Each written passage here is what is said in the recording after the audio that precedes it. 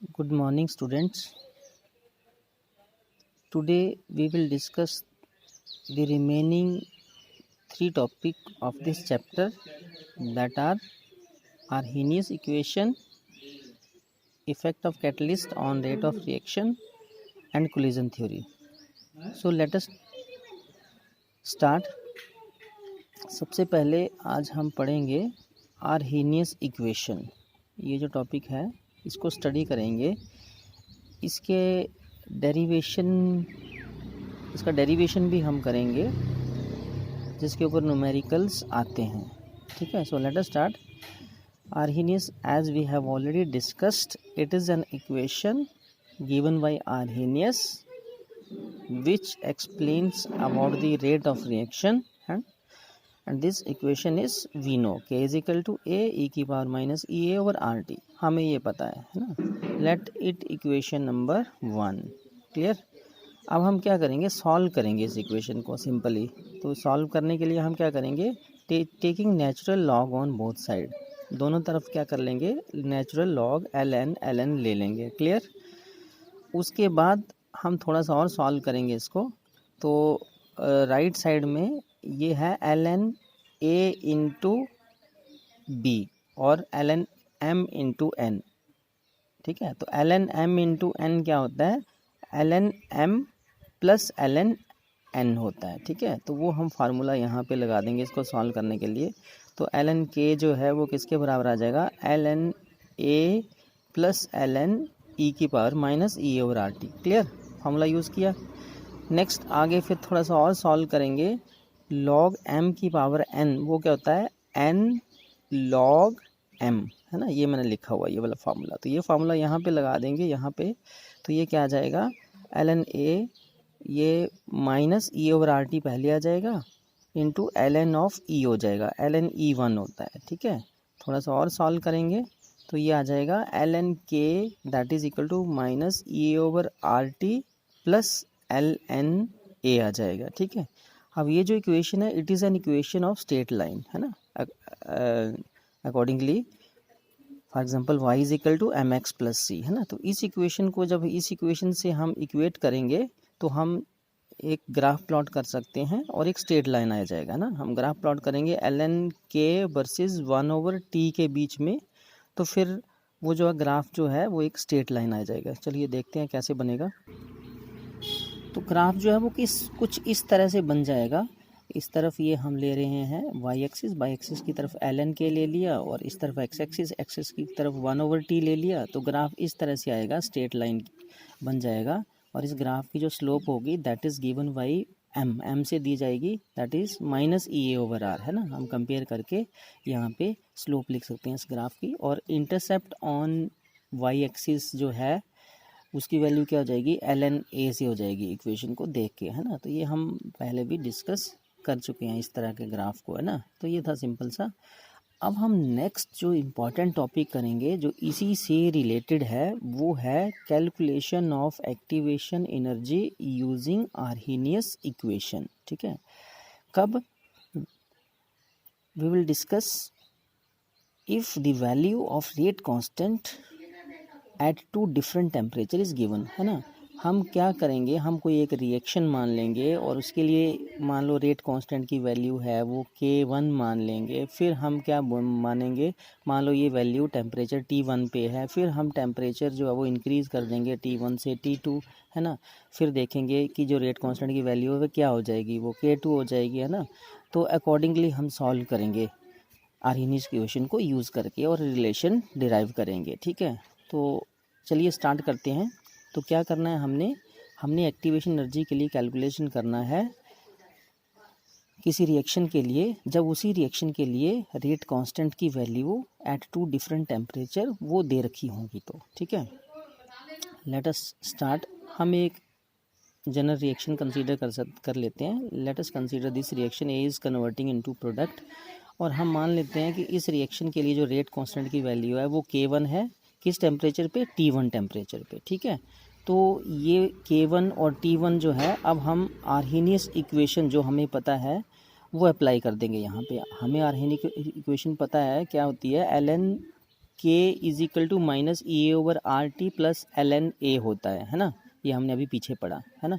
तो जब rate constant K1 है इस रिएक्शन के लिए और टेम्परेचर T1 है, तो फिर ये जो इक्वेशन है इस तरह से हो जाएगी, K की जगह पे K1 हो जाएगा और T की जगह पे T1 हो जाएगा, है ना। बाकी चीज़ें जो हैं वो एज इट इज़ रहेंगी, ठीक है। तो इसको इक्वेशन नंबर 3 मान लिया। अब हम क्या सपोज़ करेंगे, हम सपोज़ करेंगे कि मान लो उसी रिएक्शन में हम टेम्परेचर जो है वो इंक्रीज़ कर रहे हैं, कहाँ से, फ्रॉम T1 से टू T2 इंक्रीज़ कर रहे हैं, ठीक है। तो क्या होगा, जो रेट कांस्टेंट की वैल्यू है वो भी इंक्रीज़ हो जाएगी, कहाँ से कहाँ, from K1 to K2 increase हो जाएगी, ठीक है।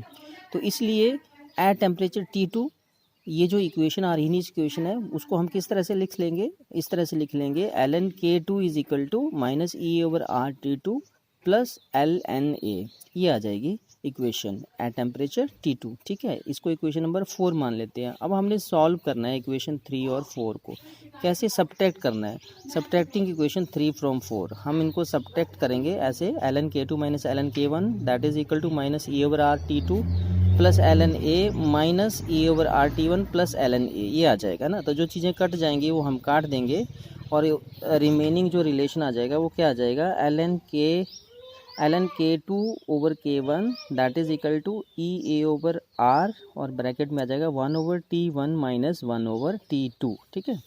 अब हम क्या करेंगे, नेचुरल लॉग को log टू दी बेस 10 में कन्वर्ट कर लेंगे। तो हमें पता है ln को log टू दी बेस 10 में कन्वर्ट करने के लिए 2.303 से मल्टीप्लाई करना पड़ता है ना।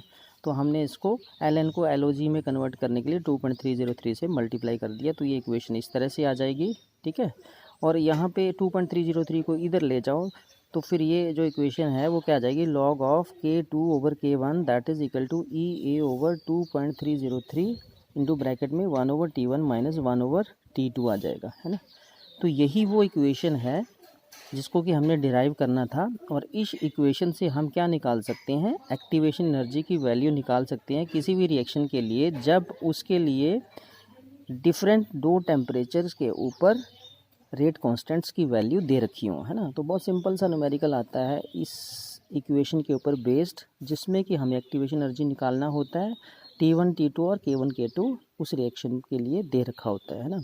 देखिए कई बार बोला होता है कि मान लो इनिशियली किसी रिएक्शन के लिए रेट कांस्टेंट मान लो 10 है या K है ना, और वो फिर बोल रहे हैं कि टेम्परेचर को इंक्रीज़ किया बाई 10 डिग्री, है ना। मतलब पहले टेम्परेचर मान लो 10 डिग्री है, फिर टेम्परेचर बढ़ा के कितना कर दिया, 20 डिग्री कर दिया, और फिर वो बोल रहे हैं rate of reaction becomes quadruple. Quadruple का मतलब डबल है, मतलब पहले अगर K है तो फिर क्या हो जाएगा, डबल हो जाएगा, उसका 2K हो जाएगा। तो यहाँ K से K कैंसिल होकर एक सिंपल सा रिलेशन बनेगा जिससे हम एक्टिवेशन एनर्जी निकाल सकते हैं। तो इसके ऊपर न्यूमेरिकल आते हैं जो कि मैं आपको असाइनमेंट में दूंगा, क्लियर। चलिए अब नेक्स्ट टॉपिक देख लीजिए। Next topic is effect of catalyst on the rate of reaction, ठीक है। रेट ऑफ रिएक्शन पे कैटलिस्ट का क्या इफेक्ट है, पहले भी हम बात कर चुके हैं कि कैटलिस्ट क्या करते हैं, वो जनरली रेट ऑफ रिएक्शन को इंक्रीज़ करते हैं, है ना। तो बेसिकली हमारे पास दो टाइप के कैटलिस्ट होते हैं, एक पॉजिटिव कैटलिस्ट और दूसरा नेगेटिव कैटलिस्ट। पॉजिटिव कैटलिस्ट कौन से होते हैं, वो जो रेट ऑफ रिएक्शन को इंक्रीज़ करते हैं, है ना। जैसे मान लो कि ये हैवर प्रोसेस में अमोनिया की फॉर्मेशन में जो आयरन है वो क्या करेगा, इस रिएक्शन के रेट को बढ़ा देगा। अगर जब हम कैटलिस्ट यूज़ कर रहे हैं तो जल्दी होगा रिएक्शन, ठीक है। अगर कैटलिस्ट नहीं यूज़ कर रहे हैं तो स्लो होगा रिएक्शन, है ना। ऐसे ही हमारे पास कुछ कैटलिस्ट जो है वो नेगेटिव कैटलिस्ट होते हैं, तो वो क्या करते हैं, वो रिएक्शन के रेट को, स्पीड को कम कर देते हैं। जैसे मान लो हम मुझे डीकम्पोजिशन करनी है हाइड्रोजन परऑक्साइड की, है ना, तो अगर मैं ग्लिसरीन ऐड कर देता हूँ तो स्लो हो जाएगी जिसकी डीकम्पोजिशन। तो इट मीन्स ग्लिसरीन कैसा कैटलिस्ट है, नेगेटिव कैटलिस्ट है, ठीक है। ये रिएक्शन के रेट को क्या करेगा, स्लो कर देगा। अगर इसके एब्सेंस में करेंगे तो जल्दी डीकम्पोज होगा ये जो H2O2 है, क्लियर। लेकिन जनरली हमें ये भी पॉइंट याद रखना है कि जो हम जनरली पॉजिटिव कैटलिस्ट वाले की ही बात करते हैं। जनरली हम क्या बोलते हैं कि जो रेट ऑफ रिएक्शन है वो इंक्रीज़ होगा in the presence of catalyst, clear. अब देखो ग्राफिकली हम ये स्टडी कर लेते हैं कि कैटलिस्ट का किस तरह से इफ़ेक्ट होता है रिएक्शन के रेट को बढ़ाने में, है ना। तो हम ये ग्राफिकली स्टडी कर सकते हैं। हम क्या कर सकते हैं, एक ग्राफ प्लॉट कर लेते हैं। इस तरफ पोटेंशियल एनर्जी है, इसमें इस तरफ रिएक्शन कोऑर्डिनेट्स हैं, प्रोग्रेस ऑफ रिएक्शन है। तो इस तरह से देखिए दो कर्व्स आपको दिख रही होंगी। ये जो ऊपर वाली जो कर्व है आप देख रहे हो, ऊपर वाली कर्व जो है वो है रिएक्शन के लिए बिना कैटलिस्ट के, ठीक है, बिना कैटलिस्ट के, ठीक है, बिना कैटलिस्ट के यहाँ रिएक्टेंट होगा, फिर वो जो है वो यहाँ पे जाएगा, एक्टिवेटेड कॉम्प्लेक्स बनेगा, ठीक है, और फिर वो प्रोडक्ट में कन्वर्ट हो जाएगा। ये कर्व हमने पहले भी डिस्कस करी हुई है। तो यहाँ से लेकर यहाँ तक जो एनर्जी चाहिए वो एक्टिवेशन चाहिए। लेकिन अगर हम इसी रिएक्शन में कैटलिस्ट यूज़ करते हैं तो कर्व कुछ इस तरह से आ जाएगी, जो नीचे कर्व है ना वो वैसी आ जाएगी। तो नीचे जो कर्व आ रही है उससे हमें क्या समझ में आ रहा है, उससे हमें ये समझ में आ रहा है कि जो एक्टिवेशन एनर्जी जो है यहाँ पे, एक्टिवेशन एनर्जी है EA1 है ना, वो जो नीडेड है इस रिएक्शन को होने में वो कम चाहिए। कम चाहिए मतलब रिएक्शन जो है वो जल्दी एक्टिवेटेड कॉम्प्लेक्स बनाएगा और फिर जल्दी वो जो है वो प्रोडक्ट में कन्वर्ट हो जाएगा। तो ये जो नीचे वाली कर्व जो है ये रिएक्शन पाथ है जब हम कैटलिस्ट यूज़ कर रहे हैं। तो हमेशा ही जनरलाइज कर सकते हैं हम कि जब हम कैटलिस्ट यूज़ करते हैं तो जो amount of activation energy needed है वो कम हो जाएगी। इट मीन्स एक्टिवेटेड कॉम्प्लेक्स जल्दी बनेगा और इट मीन्स प्रोडक्ट भी जल्दी बनेगा। तो जनरलाइज हम कर सकते हैं कि रेट ऑफ रिएक्शन जो है जनरली क्या होता है, इंक्रीज़ होता है कैटलिस्ट की प्रेजेंस में। अगर हम कैटलिस्ट यूज़ कर रहे हैं तो जल्दी होगा, प्रोडक्ट जल्दी बनेगा, ठीक है। तो यही चीज़ मैंने नीचे भी लिख रखी है और जनरलाइज भी कर रखा है कि वही है कि इन दी प्रेजेंस ऑफ कैटलिस्ट जो एक्टिवेटेड कॉम्प्लेक्स है वो जल्दी बनेगा और प्रोडक्ट जो है वो जल्दी बनेगा। यही मैंने यहाँ पे सारी चीज़ जो है लिख रखी है और एक जनरलाइज भी कर रखा है। वो भी चीज़ आपने याद रखनी है कि for every 10 degree rise of temperature rate of reaction nearly becomes double. देख लीजिए ये लास्ट टॉपिक है इस चैप्टर का, that is collision theory of rate of reaction. बहुत इजी सी थ्योरी है ये, हम पहले भी बात कर चुके हैं इस थ्योरी के बारे में। और ये थ्योरी क्या बोलती है कि whenever a reaction takes place then the reactants they collides with each other, है ना, to give the product, but all the collisions between the reactant that are not effective, है ना। बहुत सारे कोलिजन होंगे लेकिन सारे के सारे कोलिजन रिएक्टेंट के मॉलिक्यूल के बीच में क्या होगा, इफेक्टिव नहीं होते हैं। तो वही collision, only those collisions which leads to the formation of product that are known as effective collisions, है ना। तो उन्हीं collisions को effective बोलेंगे जो प्रोडक्ट बनाते हैं। और वो जो collisions reactant molecules में होंगे उन collisions में पहुंचने के लिए जो रिएक्टेंट्स के पास जो है वो मिनिमम अमाउंट ऑफ एनर्जी होती है, जिसको क्या बोलते हैं, एक्टिवेशन एनर्जी बोलते हैं। तभी जो है वो एक्टिवेटेड कॉम्प्लेक्स बनता है और प्रोडक्ट बनता है, ठीक है। तो बहुत सिंपल सी थ्योरी है ये। तो इस थ्योरी के अकॉर्डिंगली जब भी किसी रिएक्शन ने होना है तो उसको दो बैरियर क्रॉस करने पड़ेंगे, एक तो एक्टिवेशन एनर्जी बैरियर और दूसरा ओरिएंटेशन फैक्टर। तो एक्टिवेशन एनर्जी बैरियर हम बात कर ही चुके हैं। एक्टिवेशन एनर्जी बैरियर जो है ये वाला बैरियर होता है which is present at the peak of the curve. इस एक्टिवेशन एनर्जी बैरियर को क्रॉस करना होता है जब भी रिएक्शन में रिएक्टेंट ने प्रोडक्ट में कन्वर्ट करना होता है। क्लियर। और दूसरा फैक्टर है ओरिएंटेशन फैक्टर। इसका क्या मतलब है कि रिएक्टेंट मॉलिक्यूल्स के बीच में प्रोडक्ट तभी बनेगा अगर उनका प्रॉपर ओरिएंटेशन होगा, अगर उनका ओरिएंटेशन प्रॉपर होगा, क्योंकि प्रॉपर ओरिएंटेशन होगा तो तभी वो आपस में कोलाइड कर पाएंगे और तभी प्रोडक्ट बनेगा। जैसे एक एग्जांपल मैंने यहाँ डिस्कस करी है, जैसे मिथाइल ब्रोमाइड ये है और इसका KOH के साथ रिएक्शन हो रहा है। तो देखिए अगर ये वाली इक्वेशन मैंने लिखी है तो इसमें क्या होगा कि ये OH जो है वो इसी साइड से अटैक कर रहा है जिस साइड इलेक्ट्रोनेगेटिव ब्रोमीन एटम है। तो इसका मतलब क्या है कि यहाँ से मुश्किल हो जाएगी इसको, रिपल्शन की वजह से Br नेगेटिव है, OH भी नेगेटिव है, तो रिपल्शन की वजह से OH जो है वो यहाँ नहीं लग पाएगा, Br को रिप्लेस नहीं कर पाएगा इस न्यूक्लियोफिलिक सब्स्टिट्यूशन रिएक्शन में। तो इसका मतलब क्या है कि प्रॉपर ओरिएंटेशन नहीं है। तो इट मीन्स अगर OH को रिप्लेस करना है Br को, OH ने अगर Br को रिप्लेस करना है तो इसका OH का जो ओरिएंटेशन है वो प्रॉपर होना चाहिए, मतलब इसका अटैक जो है वो एक प्रॉपर साइड से होना चाहिए। तो प्रॉपर साइड ये यही बनेगी कि ये पीछे से अटैक करेगा, ठीक है। कहाँ से अटैक करेगा, पीछे से अटैक करेगा,